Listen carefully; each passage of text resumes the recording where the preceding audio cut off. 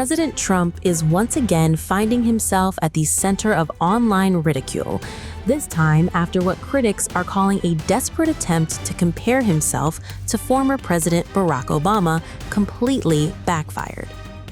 The 80-year-old president spent much of Saturday flooding Truth Social with AI-generated images and nostalgic throwbacks. One image even showed Trump portrayed as God, holding the world on his shoulders. But strangely, it wasn't that post generating the biggest reaction online. Instead, it was a side-by-side comparison Trump shared of himself and Barack Obama. Trump claimed the image showed him at age 20, but internet users were quick to point out that the photograph was actually his high school graduation portrait from the New York Military Academy taken in 1964, when he was just 17 years old. Alongside it, Trump posted a candid black and white photo of Barack Obama at age 18, smoking a cigarette during his freshman year at Occidental College in Los Angeles. It's unclear why Trump labeled his own picture with the wrong age, but that detail quickly became secondary, because social media had already turned the comparison into a meme. One user joked that Obama was, quote, aura-mogging Trump, using the internet slang for someone who naturally appears more confident and dominant. Another wrote, quote, we all know who the better hang is. Others focused on Trump's military academy uniform, pointing out that despite the military-style appearance, Trump never actually served in the armed forces. One critic wrote, quote, his parents sent him to military boarding school because of behavioral issues and bullying. Now he uses the photo to pretend he was in the military. Trump famously received 5 Vietnam draft deferments, 4 because of his education, and a 5th after claiming he had bone spurs, which exempted him from military service. As per the Daily Beast, his father reportedly enrolled him at the New York Military Academy after becoming concerned about his behavior. Speaking to the Daily Beast, former roommate Art Davey later described Trump by saying, quote, he was an egomaniac when he was 16. He wanted everyone to recognize he was the GOAT in everything he did. Meanwhile, the Obama photo Trump chose has its own well-known backstory. It was taken during Obama's college years in Los Angeles, and the cigarette reflected a habit Obama has openly admitted he struggled to quit for years. But critics didn't stop there. Another viral post compared the two presidents not as teenagers, but in middle age. The image showed Obama during his 2008 presidential campaign next to Trump photographed alongside Jeffrey Epstein. One user responded by writing, quote, Obama derangement syndrome. Another added, quote, he talks about Trump derangement syndrome, but he has Obama derangement syndrome. Barack Obama lives rent-free in Donald Trump's clouded, decompensating, rotting brain.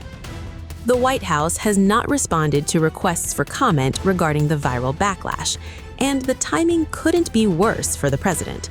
Just hours earlier, Trump was already going viral after critics claimed he appeared to nod off during a White House meeting, and that's another moment creating fresh headlines. Here's what happened. Donald Trump is facing fresh ridicule. A viral Oval Office clip has critics claiming he nodded off. His slow blinks and brief pauses are dominating social media. Now, a new online storm is putting Trump back in the spotlight. And that no president in our history has stood more for God than this president. He has been unashamed to speak the word of Jesus. He's been unashamed to speak up for all faiths. And he established this commission so that we would assure Americans their religious liberty, that this great inheritance from our founding fathers would continue for another 250 years. And Mr. President, we believe this will be one of your greatest legacies, and you happen to be the perfect president to be here in the 250th celebration. The question is, what is religious liberty? During a White House event focused on religious liberty, many online users claimed the U.S. president appeared to briefly fall asleep while guests addressed the room. Videos circulating across social media appeared to show Trump sitting quietly with his eyes closed for an extended period while others spoke. Another video shared online appeared to capture Trump opening his eyes and re-engaging with the meeting moments later, adding even more fuel to the debate over what viewers had actually witnessed. The incident also revived memories of a similar moment earlier this year. Now, the latest Oval Office footage has once again reignited that discussion. Online reactions poured in almost immediately, with critics and commentators debating whether the president had actually dozed off or whether the videos were simply being interpreted through a political lens. Well, Mr. President, thank you for hosting us today, and thank you for establishing this commission. It was just 13 months ago when we stood in the Rose Garden. Now it's an incredibly beautiful Rose Garden today. We just stood there and we talked about religious liberty and that no president in our history has stood more for God than this president. He has been unashamed to speak the word of Jesus. He's been unashamed to speak up for all faiths. And he established this commission so that we would assure Americans their religious liberty, that this great inheritance from our founding fathers would continue for another 250 years. And Mr. President, we believe this will be one of your greatest legacies, and you happen to be the perfect president to be here in the 250th celebration. The question is, what is religious liberty? It's our conscience.